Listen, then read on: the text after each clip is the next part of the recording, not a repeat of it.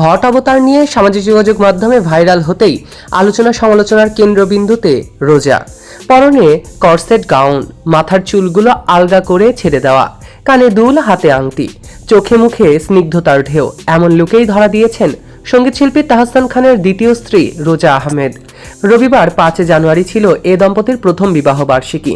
এ উপলক্ষে সোশ্যাল মিডিয়ায় বেশ কটি ছবি পোস্ট করে কটাক্ষ এবং সমালোচনার শিকার হয়েছেন এই জনপ্রিয় মেকআপ আর্টিস্ট। রোজা আহমেদকে এ লুকে দেখে নেটিজনরা দুটো শিবিরে বিভক্ত হয়ে পড়েছেন।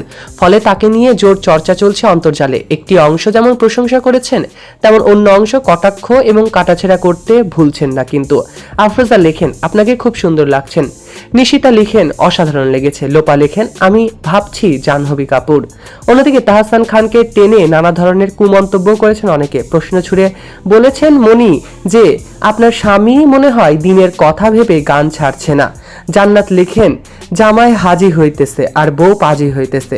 আবার বানু নামের একজন পরামর্শ দিয়ে লিখেছেন, শোনো মেয়ে, এত খোলামেলা হবে না। তোমার স্বামী এখন ধর্মের পথে এসেছে, তোমারও ধর্মের পথে আসা উচিত। প্রসঙ্গত এই মুহূর্তে মার্কিন যুক্তরাষ্ট্রের নিউ ইয়র্কে অবস্থান করছেন রোজা আহমেদ।